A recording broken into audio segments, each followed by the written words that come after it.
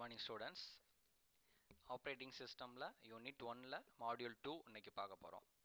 இதுக்கு முன்னாடி என்ன பார்த்தோம் மாடியூல் 1ல அப்படினு பார்த்தீங்கன்னா definition of operating system, basics of operating system, diagrammatic representation of operating system and generations of operating system. Operating சிஸ்டம்னா என்னென்னு ஒரு சின்ன டெஃபினேஷன் கொடுத்துருப்போம். அதை டயக்ராமட்டிக் ரெப்ரசன்டேஷனில் பார்த்துருப்போம். ஸோ அது என்ன ஃபங்க்ஷன்ஸ்லாம் சப்போர்ட் பண்ணும் அப்படின்றத பார்த்துருப்போம்.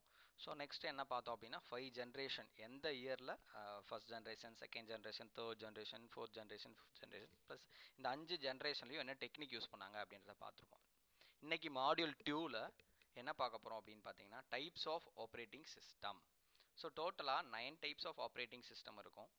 இன்றைக்கி கிளாஸில் நம்ம என்ன பார்க்க போகிறோம் அப்படின்னு பார்த்தீங்கன்னா first 5 types of operating system இன்றைக்கி பார்க்க போகிறோம். ரிமைனிங் 4 வந்து மாடியூல் 3ல பார்க்க போகிறோம். ஃபஸ்ட்டு டோட்டலாக என்ன 9 டைப்ஸ் ஆஃப் ஆப்ரேட்டிங் சிஸ்டம் என்னன்றதை பார்ப்போம்.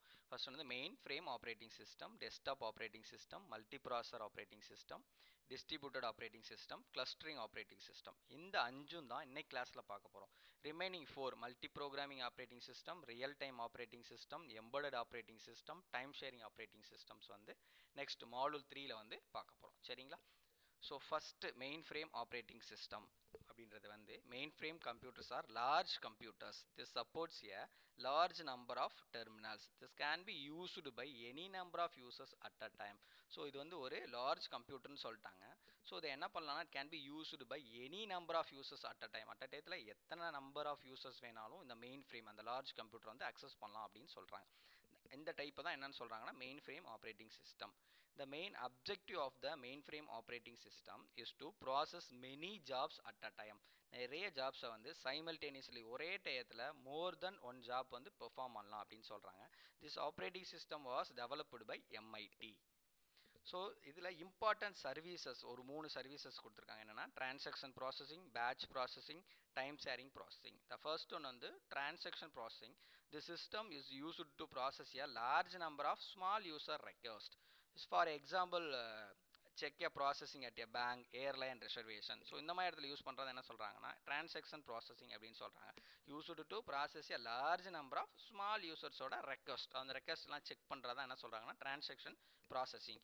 செகண்ட் ஒன் வந்து என்னென்னு பார்த்தீங்கன்னா batch processing. The system is used to process routine jobs without presence of user. So இதுக்கு எக்ஸாம்பிள் என்னென்னு பார்த்தீங்கன்னா reporting of sales in a chain of supermarket. இப்போ supermarket இருக்குன்னா அதில் ஏதோ ஒரு சோப் இருக்குது, 10 சோப்ஸ் இருக்குன்னு வச்சுக்கோங்களேன். ஒரு சோப் வந்து சேல் பண்ணிட்டோம் அப்படின்னா பேக் நம்ம டேட்டா பேஸ் வந்து ஆட்டோமேட்டிக்காக என்ன ஆயிரும்னா 9 ஆகும். ஸோ அது வந்து ஆட்டோமேட்டிக். அதுதான் பேட்ச் ப்ராசஸிங் சொல்கிறாங்க. சரி, அதிலே சொல்லிட்டாங்க process routine jobs without presence of user. ஆட்டோமேட்டிக்காக ஒன்று நம்ம சேல் பண்ணிட்டோம்னா நம்மளோட டேட்டா பேஸ் ஆட்டோமேட்டிக்காக என்ன ஆயிரும், 10 சோப்பில் 1 போக மீது 9 சோப். ஸோ அப்படியே நம்மளை வந்து கவுண்ட் என்ன ஆகிட்டே வரும், டிகிரீஸ் ஆகிட்டே வரும். திருப்பி ஸ்டாக் ஃபில் பண்ணோன்னா என்ன ஆகும், இன்க்ரீஸ் ஆகும். சரி, அந்த மாதிரி இருக்கிறது தான் என்னதுன்னா பேட்ச் ப்ராசஸிங். தேர்ட் ஒன் வந்து time sharing services. சரியா, time sharing services can be used for multiple remote users to run the task at the same time. So இதுக்கு எக்ஸாம்பிள் என்ன சொல்கிறாங்கன்னா ஐடி கம்பெனிஸ், அப்புறம் பிக் டேட்டா பேசஸ். சரி, allows a number of remote users to run a job on a computer at a same time. சரிங்களா, எவ்வளோ remote users வேணாலும் என்ன பண்ணிக்கலாம்னா இந்த இதை வந்து அக்சஸ் பண்ணிக்கலாம். அந்த ரிசோர்ஸையும் டைமிங்கும் என்ன பண்ணிக்கிறோம்னா ஷேர் பண்ணிக்கிறோம் அப்படின்னு சொல்கிறாங்க. ஃபார் எக்ஸாம்பிள் இந்த IT companies and querying a big data base. ஒரு பிக் டேட்டா பேஸில் கொரி போட்டு எடுப்பாங்க இல்லையா, ஸோ அதை சொல்கிறாங்க. செகண்ட் ஒன் வந்து desktop operating system.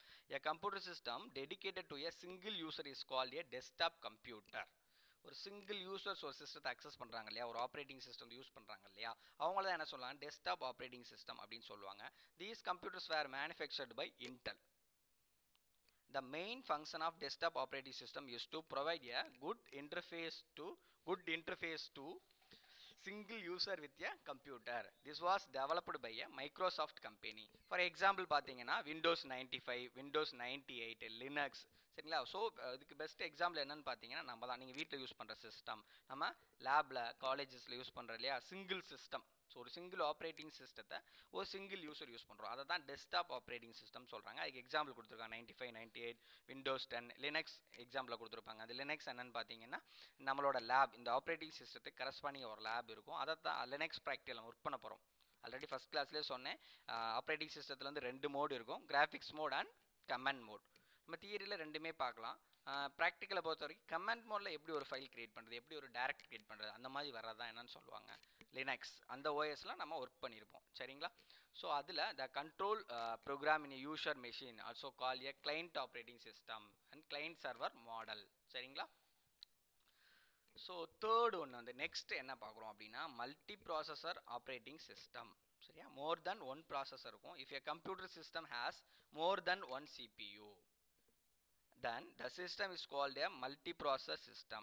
The main function of multiprocessor operating system is to coordinate the multiple jobs among the processor. So இதுக்கு example என்ன சொல்றாங்க அப்படின்னு பார்த்தீங்கன்னா யூனிக்ஸ் எக்ஸாம்பிள், இந்த ஆப்ரேட்டிங் சிஸ்டம் எக்ஸாம்பிள் வந்து யூனிக்ஸ்.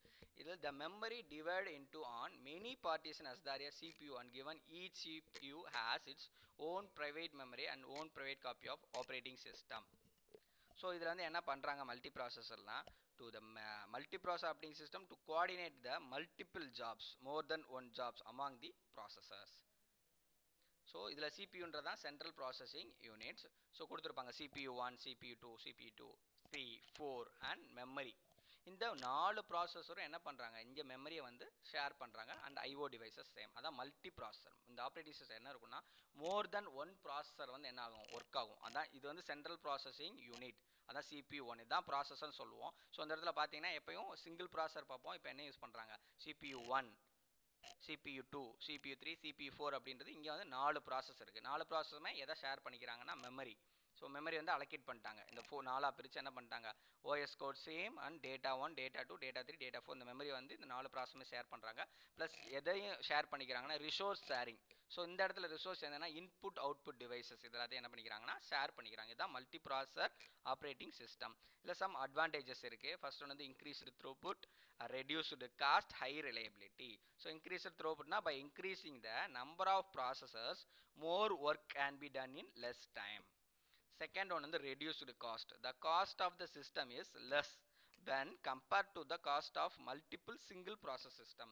காஸ்ட் வந்து ரெடியூஸ்டாக இருக்கும் எப்போ அப்படின்னு பார்த்தீங்கன்னா கம்பேர் டு சிங்கிள் ப்ராசஸர். இதில் வந்து மோர் தென் ஒன் ப்ராசஸர் யூஸ் பண்ணுறோம். இதே சிங்கிள் ப்ராசஸர் எங்கே யூஸ் பண்ணுவோம்னா டெஸ்க்டாப் கம்ப்யூட்டர் சிஸ்டத்தில் யூஸ் பண்ணுவோம். இதுக்கு முன்னாடி பார்த்த ஒரு டைப்ஸ் ஆஃப் ஓஎஸ் அதையும் இதே கம்பேர் பண்ணும்போது என்ன இருக்கும் ஒரு காஸ்ட் வந்து reduced comparing to desktop operating system. So third one வந்து high reliability. The failure of one processor will not halt the whole system but the system becomes slow. So reliability comparing to one processor வந்து reliability வந்து high reliability இருக்கும் அப்படின்னு சொல்றாங்க. So next one வந்து distributed operating system.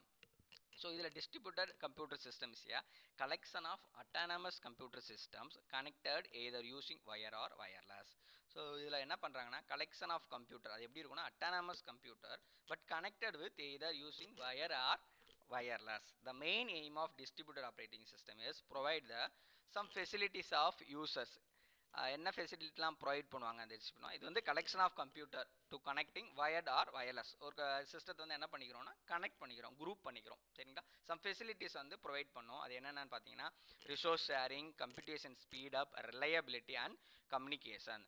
The best example வந்து Unix and Windows 2003 வந்து client server model சரிங்களா. Client இருக்கும் நிறைய கிளைண்ட், இதில் ஒரு சர்வர் வந்து அக்சஸ் பண்ணுவோம். அந்த டிஸ்ட்ரிபியூட்டர் இருக்கிற ரிசோர்ஸஸ் ப்ளஸ் மெமரி எல்லாத்தையும் என்ன பண்ண டிஸ்ட்ரிபியூட் பண்ண போகுது, ஷேரிங் அதோட கனெக்ட் பண்ணியிருக்க சிஸ்டம் எல்லாத்துக்கும் என்ன பண்ண போகுது அப்படின்னு பார்த்தீங்கன்னா ஷேர் பண்ண போகுது. Distributed operating system must provide all above facilities to the users of the system. Resource sharing, computation speed off, reliability and communication இதெல்லாம் இந்த மேஜர் 4 ஃபெசிலிட்டிஸ் வந்து ஷேர் பண்ணிக்கணும். யாரோட அப்படின்னு பார்த்தீங்கன்னா இந்த சிஸ்டத்தோட கனெக்ட் பண்ணியிருக்க எல்லா சிஸ்டத்தோடையும். அதான் collection of autonomous computer system connected either using wired or wireless. இந்த கம்ப்யூட்டர்ல எல்லாரோடையுமே என்ன பண்ணிக்கிறோம் அப்படின்னு பார்த்தீங்கன்னா டிஸ்ட்ரிபியூட் பண்ணிக்கிறோம் அப்படின்னு சொல்றாங்க. Some advantages: speed up the exchange of data with one another via the electronic mail, email. Second one, the reduction of the load on the host computer. Third one, reduction of delays in data processing. The last one வந்து better services to the customer compared to previous operating systems. So next one வந்து என்னன்னு பார்த்தீங்கன்னா clustering operating system. Clustering is a process of connecting a group of computer systems together. It look like a single system and can share computer resources. The main aim of the clustered operating system is to divide the task among the available system. So இந்த clustering option என்ன பண்றாங்க அப்படின்னு பார்த்தீங்கன்னா use of multiple computer, then typically PCs are unique workstation, multiple storage devices and redundant interconnections. What appears the users a single highly available system. So the cluster computing can be used for load balancing well as for high availability அப்படின்னு சொல்கிறாங்க. So இதில் வந்து clustering operating system divide the some task available by the servers. கிளஸ்டரிங்கில் என்ன பண்ணுவாங்க அப்படின்னு பார்த்தீங்கன்னா clustered operating system divide the task among the available system. ஒரு டாஸ்க்கை வந்து டிவைட் பண்ணி ஸோ அந்த நெட்வொர்க் இருக்குல்ல அவைலபிள் சிஸ்டத்துக்கு என்ன பண்ணி விட்டாங்கன்னா ஷேர் பண்ணி விட்றாங்க. ஸோ அதான் சொல்லிட்டாங்க to divide the task among the available system. எந்த சிஸ்டமில் அவைலபிள் இருக்கோ அவங்களாம் டாஸ்க்கை டிவைட் பண்ணி ஒர்க்கை வந்து என்ன பண்ணிக்கிறாங்க அப்படின்னா ஷேர் பண்ணிக்கிறாங்க அப்படின்னு சொல்கிறாங்க. இதில் மெயின் அட்வான்டேஜஸ் என்ன அப்படின்னு பார்த்தீங்கன்னா high reliability, portable, load balancing. High ரிலையபிலிட்டின்றது if one system fails or if it is removed from the cluster the system functions normally.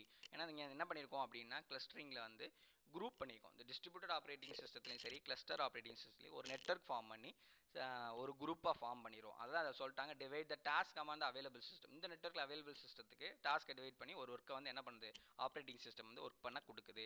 So இதில் அட்வான்டேஜஸ் தான் ஹை ரிலையபிலிட்டி.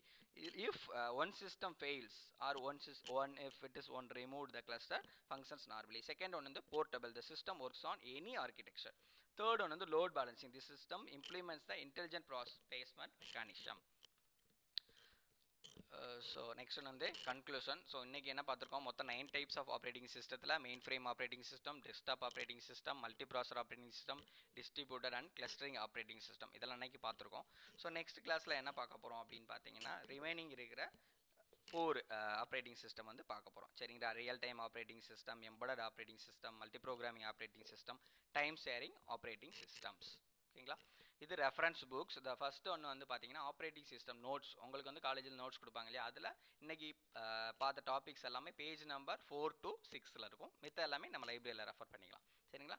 உங்களுக்கு ஏதாச்சும் டவுட்டாக இருந்துச்சுன்னா சாரை காண்டாக்ட் பண்ணலாம். சாரோட வாட்ஸ்அப் நம்பர் கொடுத்துருக்கேன், மெயில் ஐடி கொடுத்துருக்கேன். என்ன டவுட்னாலும் காண்டாக்ட் பண்ணிக்கலாம். தேங்க்யூ.